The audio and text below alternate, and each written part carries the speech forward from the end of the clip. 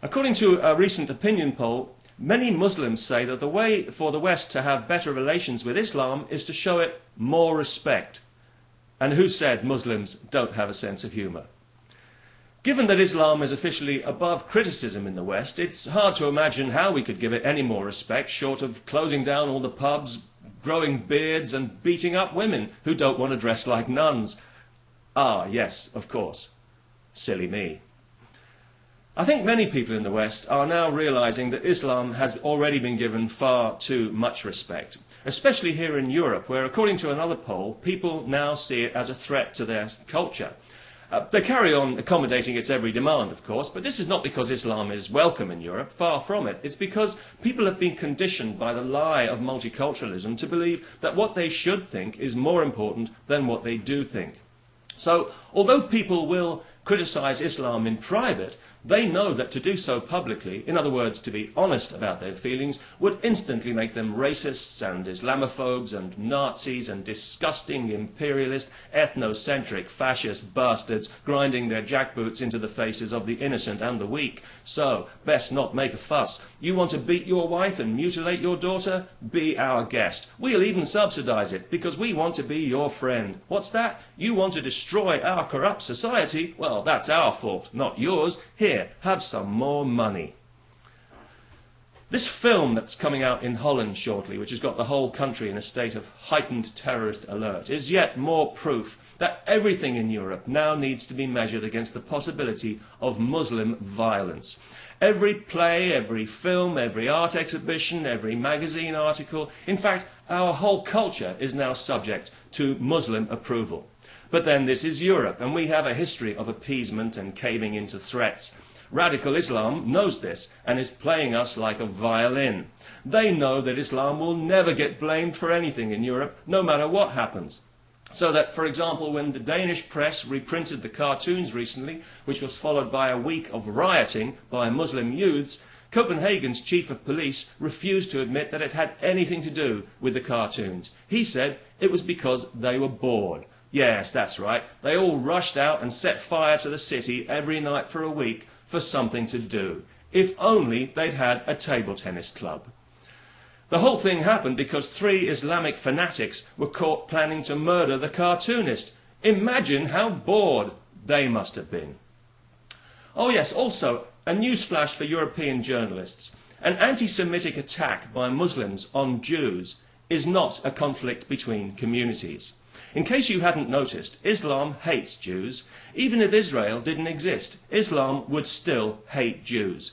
Their holy book tells Muslims that they should hate Jews. So I think you'll find what's happening is not a conflict between communities at all, but a violent, unprovoked, racist attack by Muslims on Jews because they're Jews. Just thought I'd clear that one up for you so that you can report it accurately next time, if you bother to report it at all.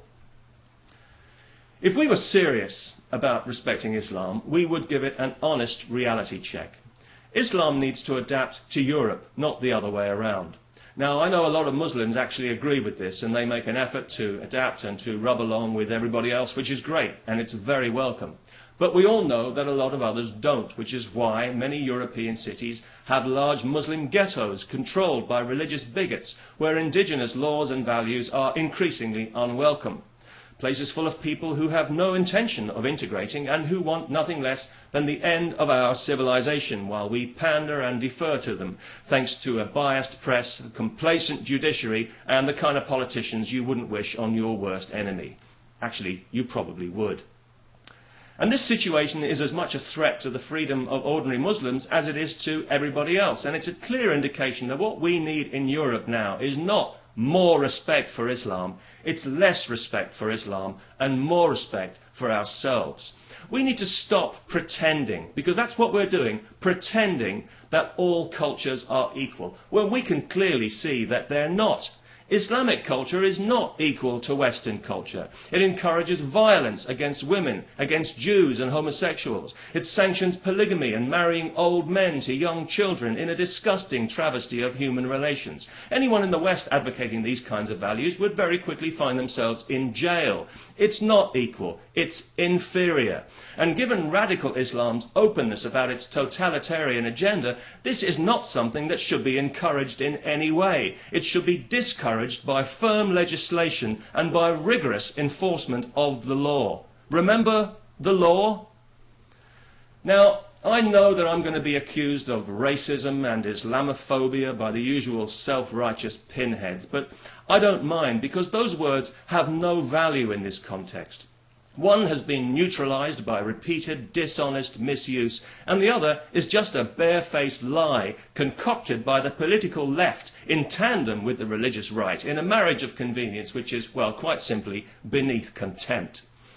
A phobia is an irrational fear. Resisting Islam is not irrational. Pandering to it is irrational.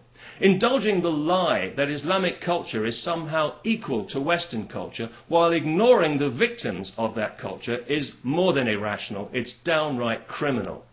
And if you really want to talk about racism, then look no further than the poisonous fiction of multiculturalism, a divisive and patronizing racist ideology. And the governments of Europe who promote it are racist governments. The civil servants who pander to it are racists. The university lecturers who encourage it are racists. The journalists who lie about it are racists. And the ordinary people who say one thing in private and another in public are cowardly, racist hypocrites.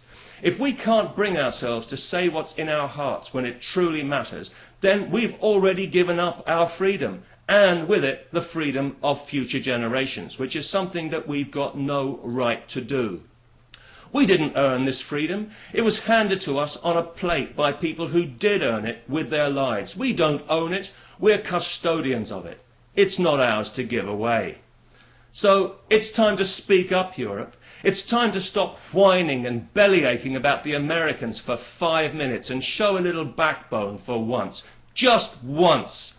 Or do we want to spend the rest of our lives cowering like frightened mice from a handful of violent bigots who think they have a right to poke a finger into our chest and tell us how we're allowed to live, what we can and can't do, say and think?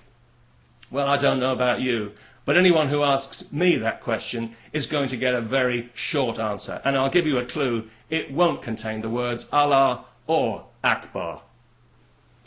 Peace. Wouldn't that be nice?